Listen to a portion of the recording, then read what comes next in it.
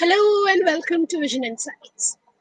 So today we'll be doing a subject which is related to a topic which is related to the financial management. So today's topic is we'll be discussing on the leverages. So let's begin then.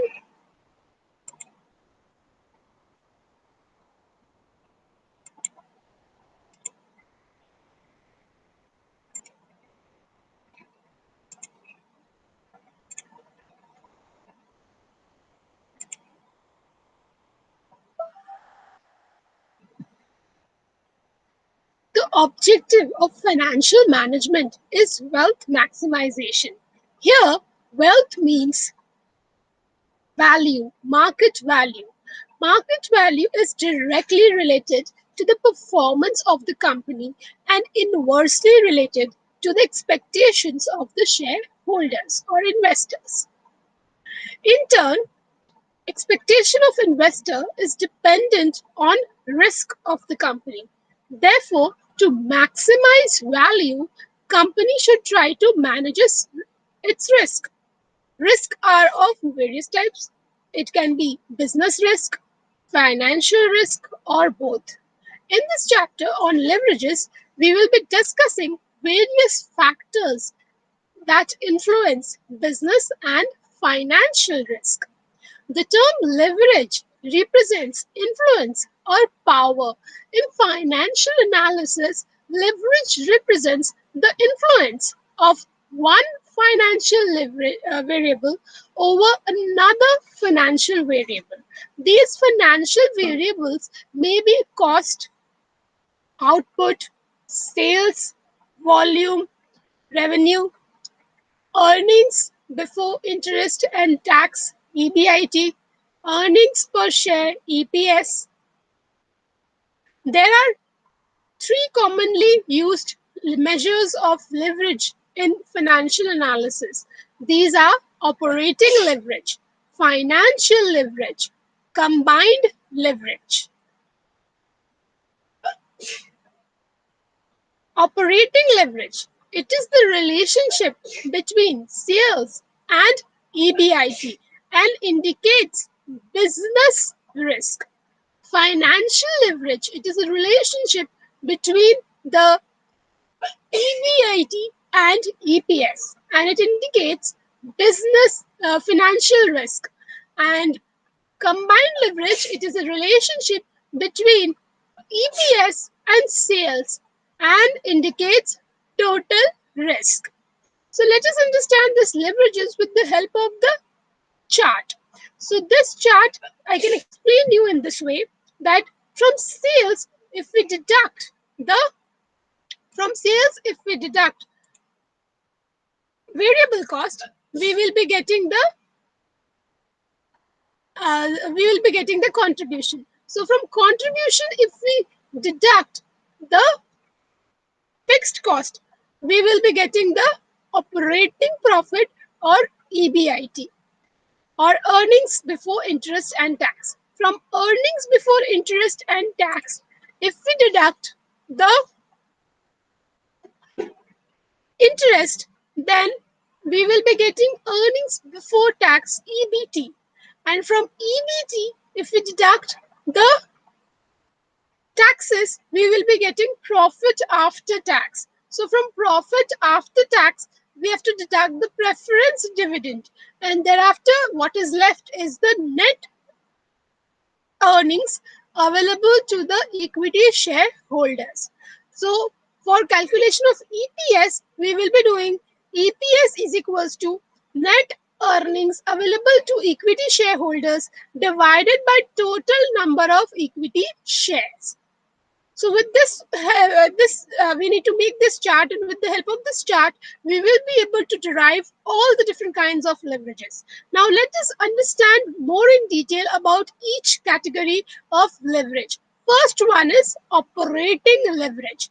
Operating leverage means tendency of operating profit, that is EBIT, to disproportionately change with the change in the sales volume. This disproportionate change is caused by operating fixed cost, which does not change with the change in sales revenue or volume. In other words, the use of assets for which a company pays a fixed cost is called operating leverage. When we measure the magnitude of disproportionate change, it is termed as degree of leverage. Degree of operating leverage may be defined as percentage change in EBIT with respect to the percentage change in sales quantity. Another formula for degree of operating leverage is contribution divided by EBIT.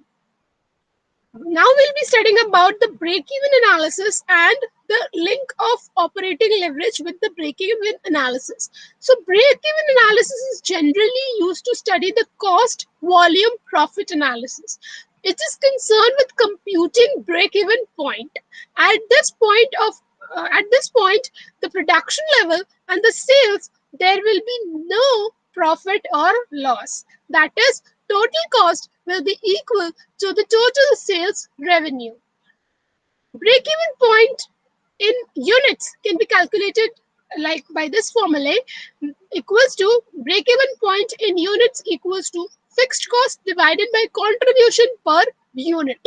There is a relationship between leverage and break-even point, and both are used for profit planning. So when a firm with a high leverage will be having higher break-even point and also high fixed cost, which results in high degree of operating leverage. Firm with low leverage will have lower break-even point and low fixed cost and low degree of operating leverage. Margin of safety and operating leverage. So both are also connected with each other. Margin of safety equals to EBIT divided by contribution.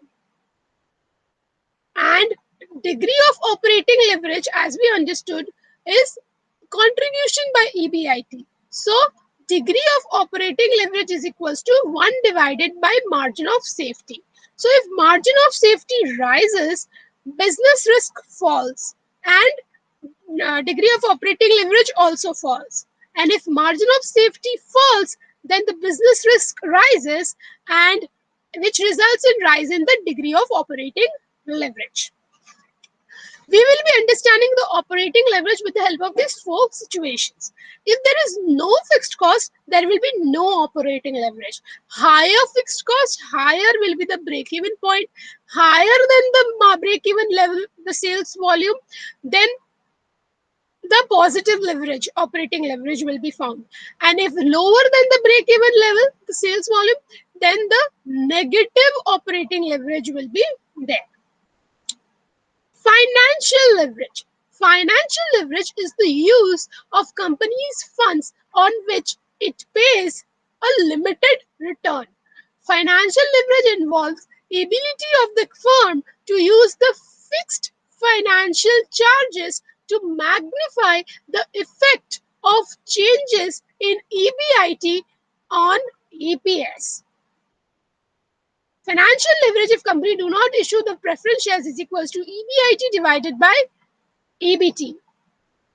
Degree of financial leverage equal to percentage change in EPS divided by percentage change in EBIT.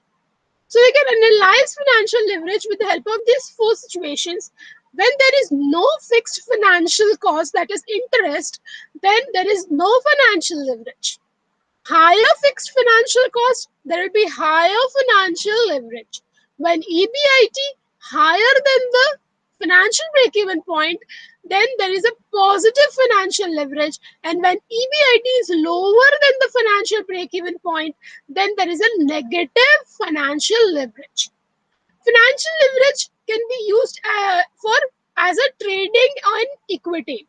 So let's understand this concept that financial leverage indicates use of funds with fixed cost like long-term debts and preference shares capital along with the equity share capital, which is known as trading on equity. So the basic aim of financial leverage is to increase the earnings available to the equity shareholders using the fixed cost fund. When the quantity of fixed cost fund is relatively high in comparison to equity share capital, it is said that the firm is on trading on equity. So whenever the fixed cost fund means the capital raised from debt instruments are higher or relatively high in comparison to the equity share capital, then obviously the firm will be able to take the benefit of the financial leverage, and that's why we can say that the firm is trading on equity.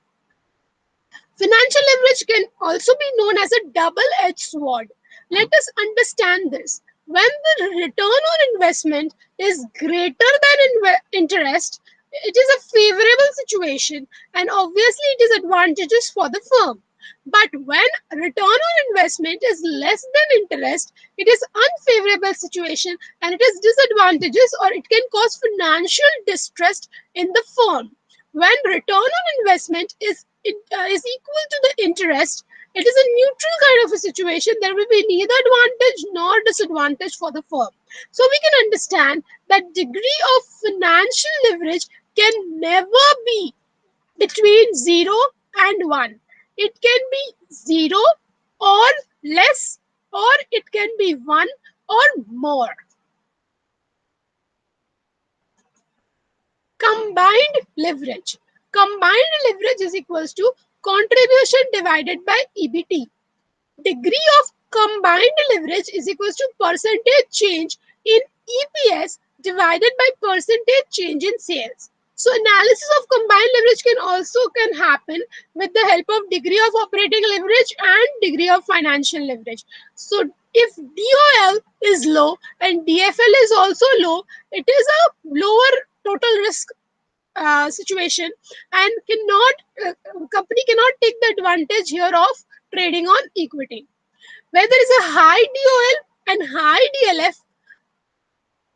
DFL, then higher total risk and very risky combination. When there is high DOL and low DFL, it is a moderate total risk, not so good combination because lower EBIT due to the higher DOL will be there, and lower advantage company can take of trading on equity due to the low DFL. Low DOL but high DFL, moderate total risk and best combination because higher financial risk will be balanced by the lower overall total risk. In summary, we can say that DOL, DFL, and DCL, we are just summarizing all the three, what we have learned till now. That DOL shows the relationship or shows the level of business risk. DFL shows the level of financial risk, whereas DCL shows the level of combined risk. It is dependent upon DOL is dependent upon the fixed cost. DFL is dependent upon the preference dividend and interest. And DCL is dependent upon fixed cost, interest, and interest and preference dividend. Measures means DOL measures percentage change in EBIT, which results from a 1% change in sales. DFL measures percentage change in EPS, which results from a 1% change in EBIT. And DCL measures percentage change in EPS, which results from 1% change in sales. There is a unique DOL for each level of output. There is a unique DFL for each level of EBIT, and there is a unique DCL for each level of sales. So DOL is undefined or we cannot determine at operating BEP, break-even point.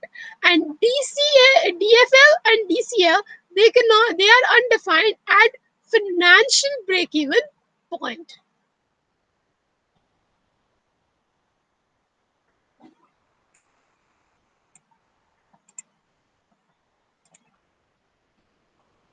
So that's all about the leverage. In this video, we have covered the basic theoretical concept about the leverage. And in the upcoming videos, we will be solving little practical questions on leverage as well. So hope you liked the concept and you understood it. So if you have understood the concept, please do comment and give us the feedback in the comments below, in the comment section. And if you have any doubts, you are free to ask your doubts in the comment section. So we will be answering your doubts over there, right? So hope you like this video and this initiative of us. So do share the videos, our videos to your friends who can also take the benefit and study at home. Thank you for today's session. Hope to see you very soon with another upcoming video on the next topic. Thank you all for your patient listening.